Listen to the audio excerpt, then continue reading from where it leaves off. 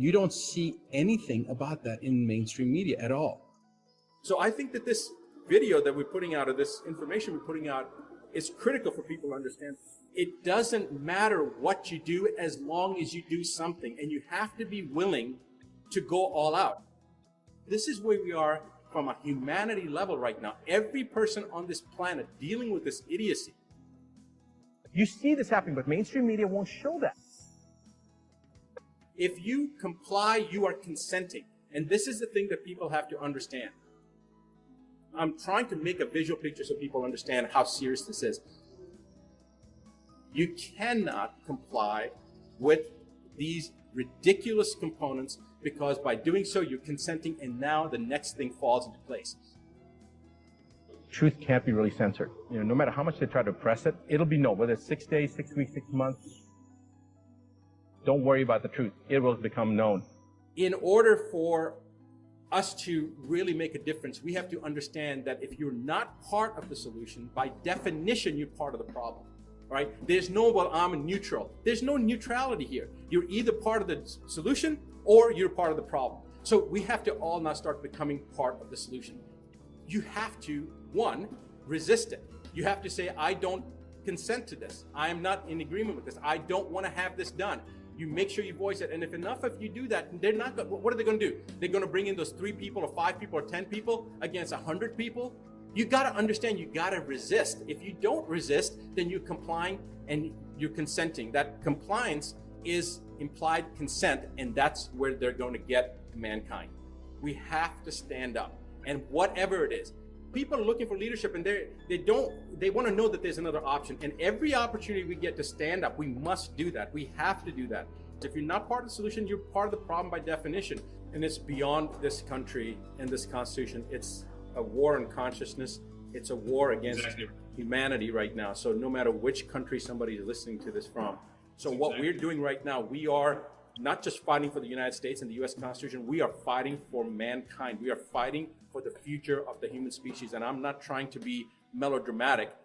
Truth can't be really censored. No matter how much they try to press it, it'll be known. Whether it's 6 days, 6 weeks, 6 months, don't worry about the truth. It will become known. It doesn't matter whether it's your race, your ethnicity, your religion, your creed, your nationality, whether it's your beliefs, whatever it is, it's the same thing. Whether you're being segregated out because you're a female, or whether you're African American, or you're Latino, or because you believe that there's a better way of a person to make a choice for their own health or for their child's health. If we allow a government to dictate the foods we take into our mouths, our souls will soon be in the same sorry state as those who live under tyranny. So why are we allowing someone outside of our body to dictate how we treat our own body, our own temples, that the Creator gave to us? It's our sovereign right over our own bodies.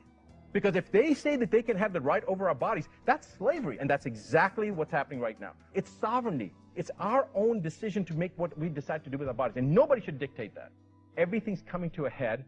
I think people on one side and the other side are starting to see that there's something else going on here. There's an agenda. And the beautiful part is it is coming to a head.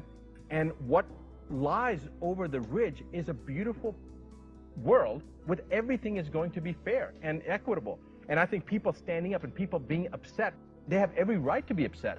I would ask people to open your eyes, and not everything appears to be as it is. I think more and more people are seeing that. There's an agenda. They will play that division aspect, right? It's always divide and conquer. That's what the system has done. And I don't think it's just in our country. It's all over the world. And it's not just been in the last 10 or 20 or 30 years. It's been over centuries. And if I am being optimistic, somebody may say that I'm being optimistic. I'm not being optimistic. I'm just observing. I think that the media, they're not reporting the truth. They have an agenda. This is the conspiratorial theorist label that they've put on me and you and many other people.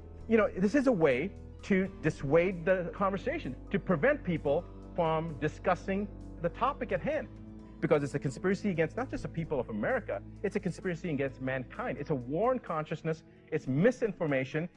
I think that we have to remember history teaches us so much, and never before has there ever been a situation where a government or an organization or a society has made any difference. It's always been when the public demands it, when the public stands up. It's always been the impetus that makes change. And I think that's happening universally across the planet.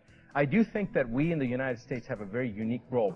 I think that it will be us that lead the way, and I think that we will lead the way, hopefully in a very peaceful way. The people will see that it is possible. I think the governments have to realize that a government should be in fear of the people, not the people of the government. If they want to have our confidence, if they want to have our votes, they need to help us, not hurt us. They have to look out for our best interest. If you beat a dog, that dog's not going to come around that long, right? Mm-hmm. And that's what they've done. They've beaten the public. They have done things that the public should never have to encounter, and it's been happening over the last 100 years or so. And I think at this time now, they're starting to recognize that there's only so much the public's going to take. And I just want to remind people that don't become enamored with what you're seeing from the media. Whatever you're seeing from the media, look at the opposite, because it's not true. It's just simply not true. But the misinformation campaign to minimize, ridicule, and sometimes even demonize people of differing opinions, people forget that that's what makes the United States so great. Yeah. We have demonized people with different opinions, and yet that is what makes us the United States. And if somebody thinks that we should not have the freedom to express our belief system, you know, yours and my belief system, then I would tell them, then you need to go to a socialist country, and that's fine. I have fought for the defense of this country, just like many millions have, so that you could have the ability to say whatever you want to say and disagree with me. That you have that right. I fought for that, and that is the right that our Constitution guarantees you. But guess what? That also gives me the same right. And now you, through the media, are going to go out there and lie. And fine, they can lie all they want, but the public is getting smarter, and they've lost the confidence now in the public. Just like the government's lost the confidence in the people, media is losing the confidence.